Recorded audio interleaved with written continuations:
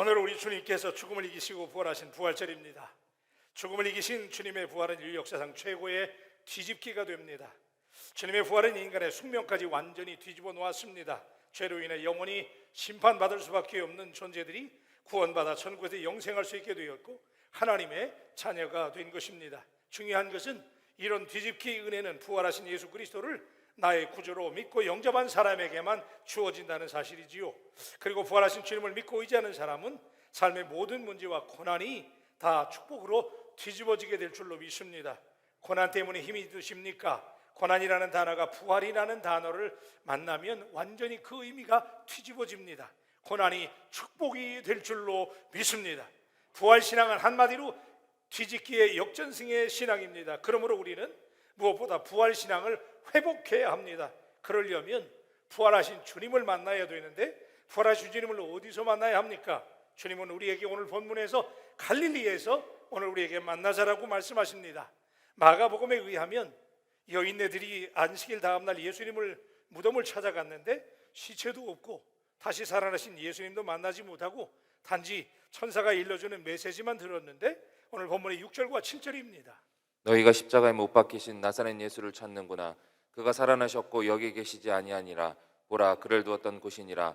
가서 그의 제자들과 베드로에게 이르기를 예수께서 너희보다 먼저 갈릴리로 가시나니 전에 너희에게 말씀하신 대로 너희가 거기서 배우리라 하라 하는지라. 자, 예수님이 이미 살아나셔서 갈릴리로 가셨으니 제자들에게 갈릴리에서 만나자라고 전하라는 것이지요. 그런데 놀랍게도 여러분 이것이 마가복음의 결론이었어요.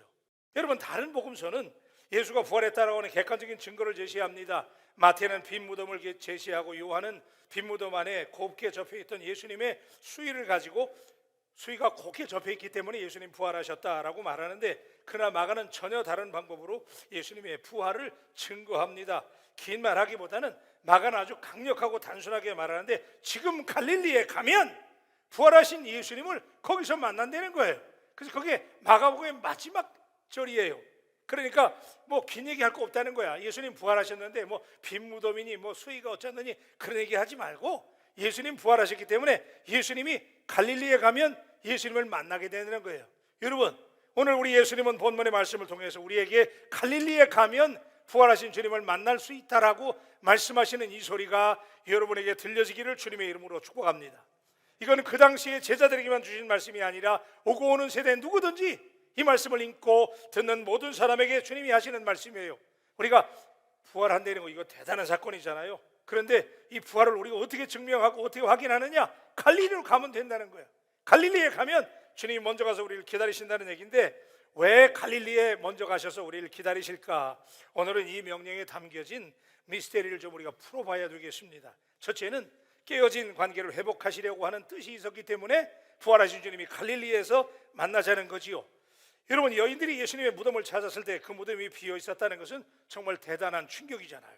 예수님 묻었는데 장사 지냈는데 무덤이 비었어요. 예수님의 부활하심을 가장 확실하게 설명하는 증거입니다. 죽었는데 그래서 매장했는데 그 믿음이 비어 있다니요. 그런데 오늘 본문은 빈 무덤과 동시에 어쩌면 그보다 더 중요한 메시지를 천사들을 통해서 우리에게 전해주고 있는데 본문 7절의 말씀인데 우리 다 같이 한번 하십시다. 가서 그의 제자들과 베드로에게 이르기를 예수께서 너희보다 먼저 갈릴리로 가시나니 전에 너희에게 말씀하신 대로 너희가 거기서 배우리라 하라 하는지라. 여러분 가서 무덤이 비었다고 전하라고 하지 않았습니다. 하나님의 관심은 빈 무덤보다 갈릴리에 초점을 맞추고 있음을 볼 수 있습니다. 만약에 빈 무덤이 더 중요했다면 야 가서 무덤이 비었다라고 전해라 그럴 텐데 그런 말 안 했어요. 그러나 복음서는 빈 무덤에 강조점을 두기보다는 갈릴리에서 만나잖아요. 갈릴리를 더 강조합니다. 마태는 부활의 예수님이 직접 나타나셔서 갈릴리를 증언했다라고까지 설명합니다. 마태복음 28장 10절에 보니까 이에 예수께서 이르시되 무서워하지 말라. 가서 내 형제들에게 갈릴리로 가라 하라. 거기서 나를 보리라 하시니라. 여러분 부활하신 예수님조차도 무덤이 비었다? 그걸 말씀하지 않고 갈릴리에 초점을 맞추고 있음을 봅니다. 사람들은 지금까지 예수의 무덤에 초점을 맞추고 계속 예수님의 무덤으로 몰려들었습니다. 그러나 주님은 빈 무덤에서 나를 찾지 말고 갈릴리에서 나를 만나라는 거예요. 따라하십시다. 갈릴리에서 나를 만나리라. 아멘입니까? 예수님 부활하셨다는 증거, 사망과 죽음의 권세를 이기시고 주님이 부활하셨는데 그 증거는 무덤이 빈 것도 대단한 증거가 되지만 가장 확실한 증거는 우리가 언제까지나 빈 무덤만 구경할 수 있는 것이 아니라는 거예요.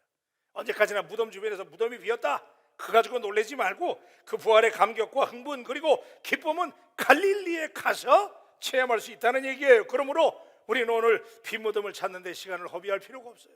세상 사람들에게 야 예수님의 무덤이 비었습니다 그거 얘기해야 되지만 그보다 더 중요한 것은 갈릴리에서 여러분들이 부활하신 주님을 직접 만나는 감격과 기적이 오늘 이 시간에 은혜로 여러분에게 임하게 되기를 주님의 이름으로 축복합니다. 갈릴리에 가면 부활하신 주님이 거기 계시다는 거예요. 그렇다면 여러분은 왜 갈릴리예요? 왜 갈릴리가 도대체 어떤 땅이었길래 거기서 주님이 우리를 기다리신다고 하십니까? 지정학적으로 갈릴리는 이스라엘의 북쪽에 있는 외진 땅입니다. 이방인의 땅으로 알려질 만큼 갈릴리는 이방 사람들이 많이 섞여 살았고 유대 지방과는 달리 경제적으로나 사회적으로 굉장히 소외되었던 지역인 것이 분명합니다. 그래서 역사가들은 갈릴리에서 폭동이 많이 일어났다라고 역사를 기록하고 있어요. 여러 잡족들이 섞여 살다 보니까 폭동이 많이 일어났어요. 그런데 이런 거칠고 소외된 갈릴리는 우리가 잘 아는 대로 대부분의 제자들의 고향이었습니다. 예수님의 제자들 중에 대부분의 제자들이 다 갈릴리 바다에서 고기 잡던 어부들이었잖아요. 그죠? 제자들의 고향이 갈릴리였는데 그리고 예수님도 나사렛 예수잖아요. 그 나사렛이 갈릴리 지방이에요. 제자들로서는 언제나 갈릴리만 생각하면 내가 사람을 낚는 어부가 되게 하리라 라고 하셨던 주님의 말씀이 떠올라서 가슴이 설레이는 땅이잖아요. 그런 땅, 제자들의 고향, 사명을 받은 곳. 그런데 지금 어떻게 됐어요? 예수님과 제자들의 관계는 전과 같지 않습니다. 예수님이 끌려갈 때부터 제자들은 뿔뿔이 다 예수님으로 도망갔습니다. 그 주님이 부활하신 다음에 갈릴리에서 만나자라고 하는 것은 주님을 떠나 흩어져 상처받고 가슴에 회한을 간직한 제자들을 회복하시기를 주님이 원하셨기 때문에 언제까지나 숨어있지 말고 언제까지나 패배의식에 사로잡혀 있지 말고 갈릴리 너희들의 고향 너희들이 사명을 받은 거기서 다시 만나자는 거예요. 제자들의 영원한 고향인 갈릴리로 돌아와서 주님과 다시 만나서 재회해서 다시 사명을 회복하자고 하는 기본으로 돌아가자라고 다시 시작하자라고 하는 주님의 열망이 담겨져 있었기 때문에 갈릴리에서 내가 너희를 기다리리라 라고 말씀해요. 여러분 흥미로운 것은 이 갈릴리라고 하는 지명은요 이 말의 뜻이 원, 바퀴라고 하는 뜻이 있는데 그 어근이 갈랄이라고 하는 말에서 파생이 된 것인데 이 갈랄이라고 하는 말 여기서 이제 갈릴리라는 말이 나온 건데 우리가 여호수아서에 보면 굴러간다, 제거한다라는 뜻을 가진 단어가 길갈이에요. 그죠?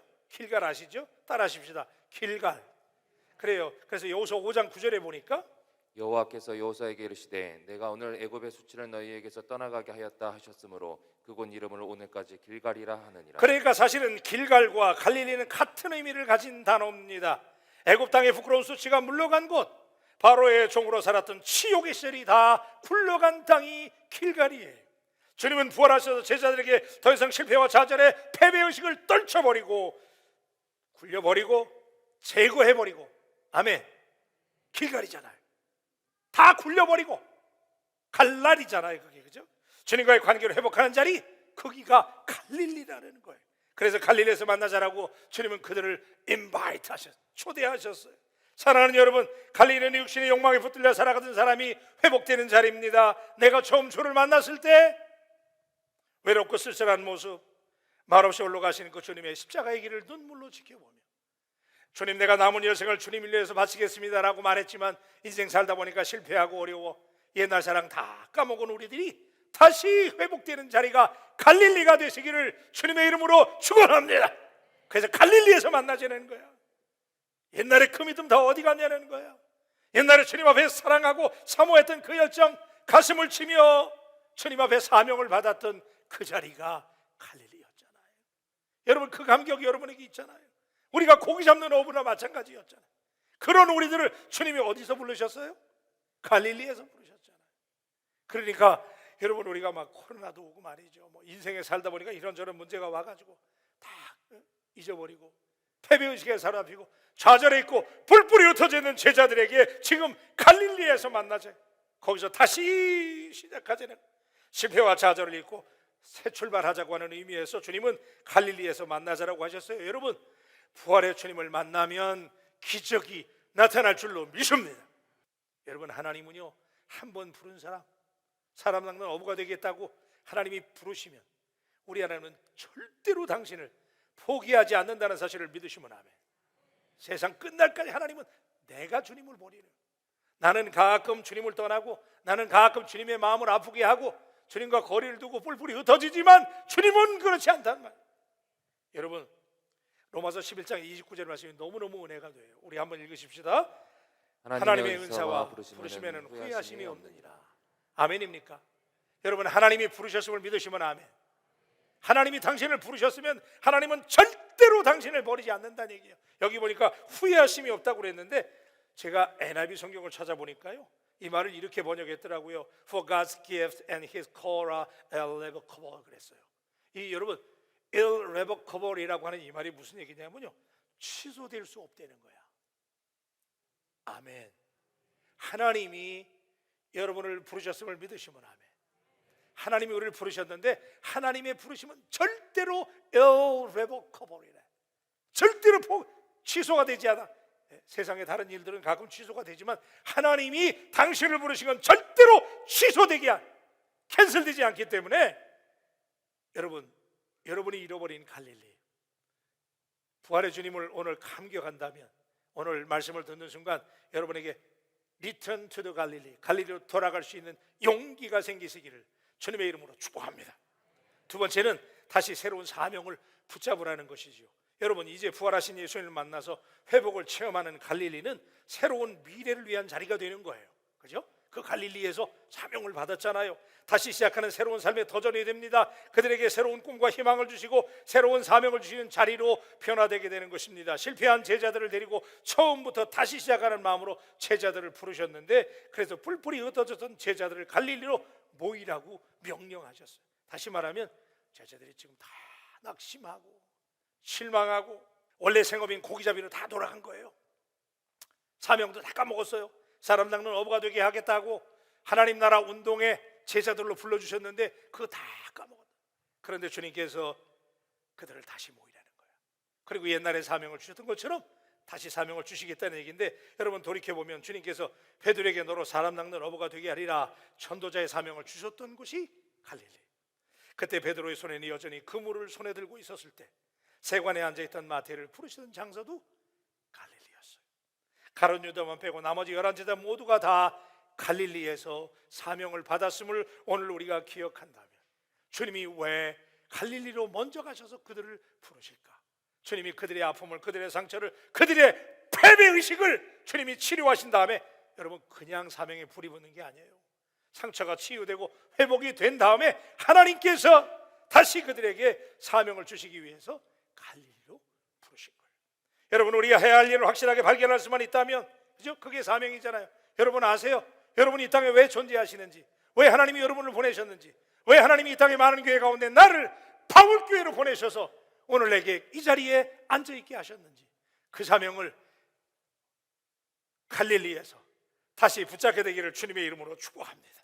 네, 여러분, 사람들이요 이렇게 많은 것 같아도 그 많은 사람 중에 사명 발견하지 못한 사람 너무 많아요. 우리 옆 사람들이 한번 고백해요. 사명을 발견하십시다. 어머니, 사명을 발견하십시다. 네? 사명을 발견하신 분은 아멘. 한 세 사람은 안 하셨어요. 사명을 발견하셨으면 아멘.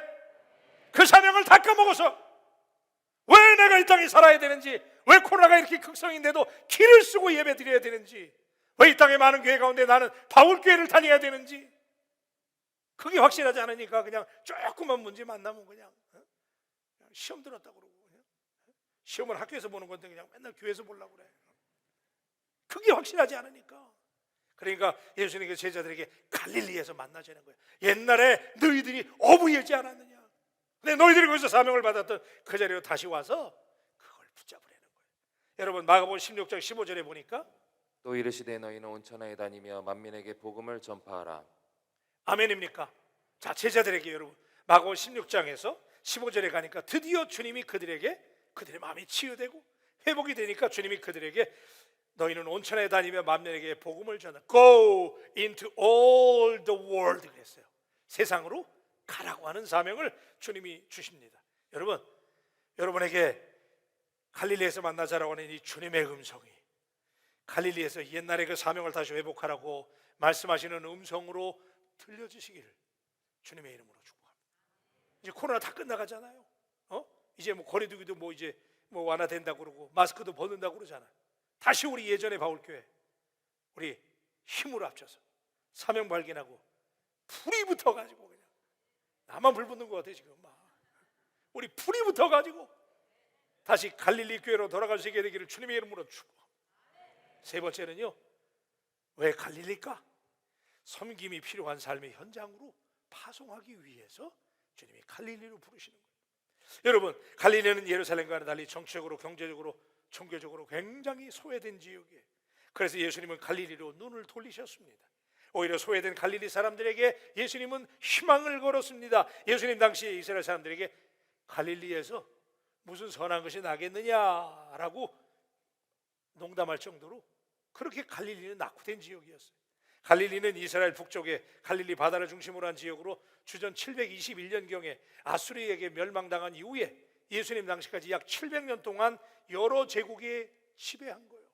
그래가지고 잡족들이 섞여 있어. 갈릴리 지역이 그런 터프한 지역인데 아수르는 인종 혼혈 정책을 통해 가지고 이스라엘 백성들을 탄압하고 지배했습니다.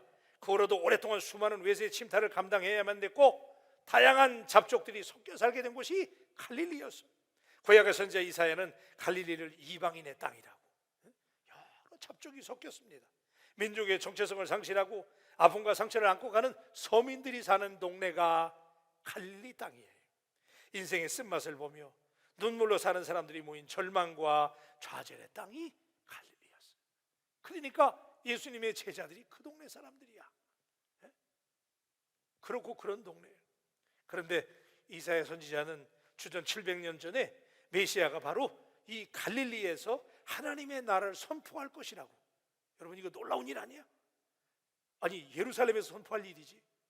700년 전에 이미 이사야 선지자를 통해서 예언하기를 예루살렘이 아니고 갈릴리에서 선지자가 나와서 그분이 하나님의 나라를 갈릴리 땅에서 선포한다는 거예요.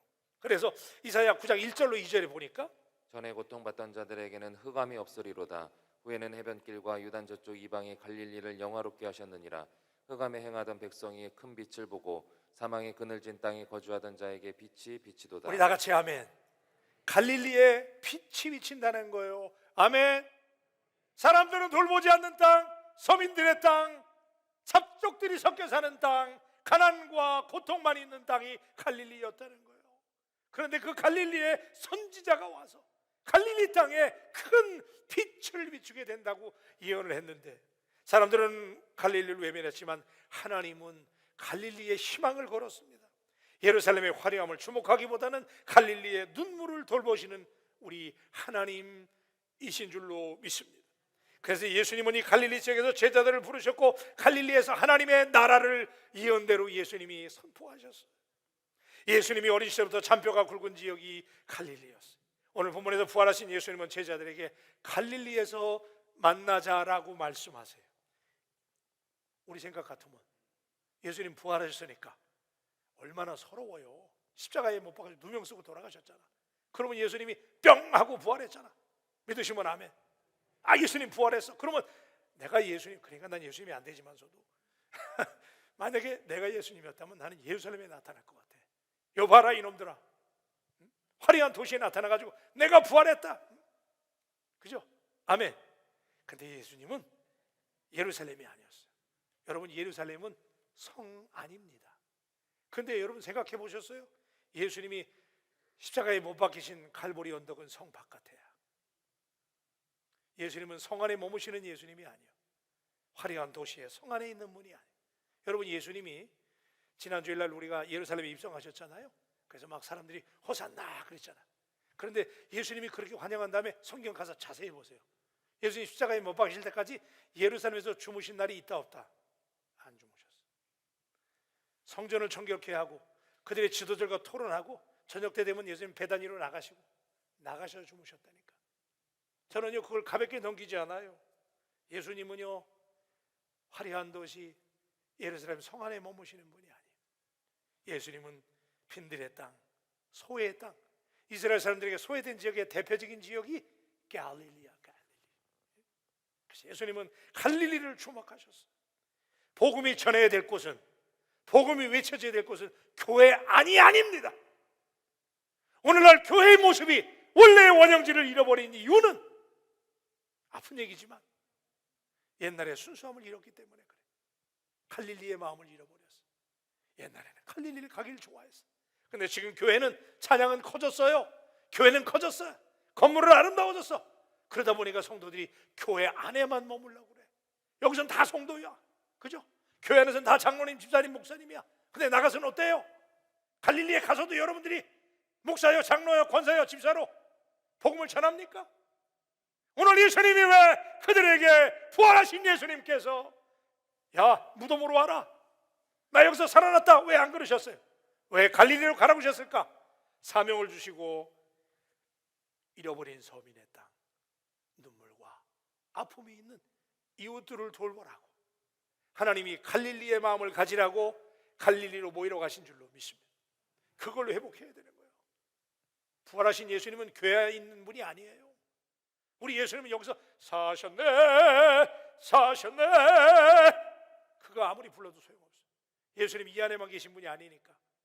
예루살렘은 성 안에 있는 분이 아니에요. 갈릴리로 내가 먼저 간다고 그랬어요.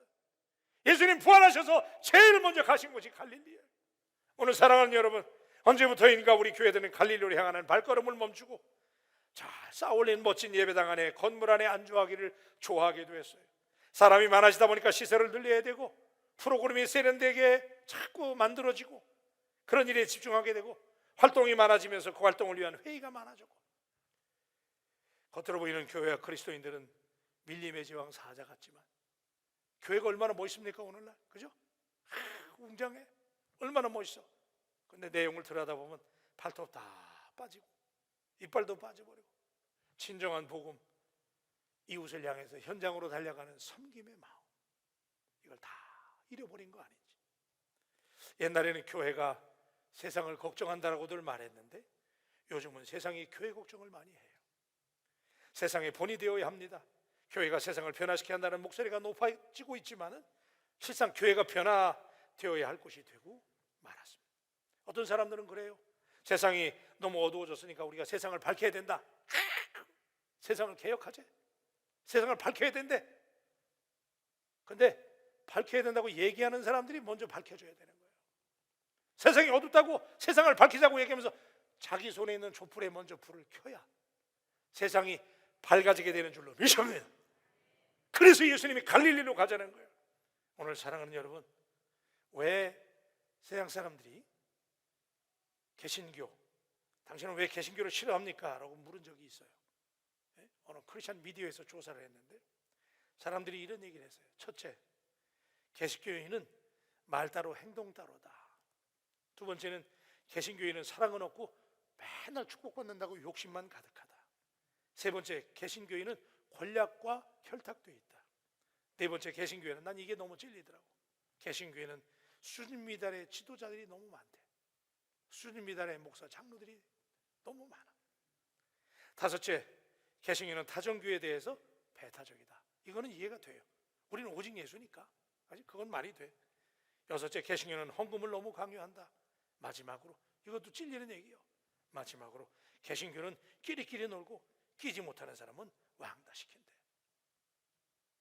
이게 세상 사람들이 오늘 우리를 보는 모습일지 모른다면, 다는 아니겠지만 어느 정도 맞는 그림이 아닐까. 여러분, 흥미로운 것은요, 갈릴리 한번 따라하십시다. 갈릴리. 이 갈릴리라고 하는 말이 아까 갈랄이라는 말에서 왔잖아요. 굴러간다, 떠나간다, 그죠? 그러니까 갈릴리로 와라, 그러면 상처가 떠나간다, 그 얘기잖아. 그래서 갈릴리에서 만나자 그랬는데 놀라운 것은요, 골고다라는 헬라어 단어가 이 갈랄이라는 말에서 왔다는 거야. 그러니까 골고다, 갈릴리, 그 다음에 길갈, 이게 다 사촌이야. 뭔가 연결되는 것 같잖아요. 갈릴리는 십자가가 세워지는 곳이야. 빈소들과 앞에 나아가 우리 세상 사람들 섬기고 세워지는 섬김의 십자가를 오늘 우리 바울교회가 질 수 있는, 갈릴리로 회복하기를 주님의 이름으로 축복합니다. 그래서 여러분, 오늘 이 말씀을 가슴에 새기고 갈릴리가 우리 사역의 방향이 되고, 갈릴리에서 첫사랑을 회복하고, 갈릴리에서 사명을 회복하고, 갈릴리에서 섬김을 회복하는 우리의 마음이 옛날에 그 겸손했던 갈릴리의 마음을 회복할 수 있게 되길, 그 현장에 부활의 주님이 계시다는 것 믿으시길 주님의 이름으로 축복합니다.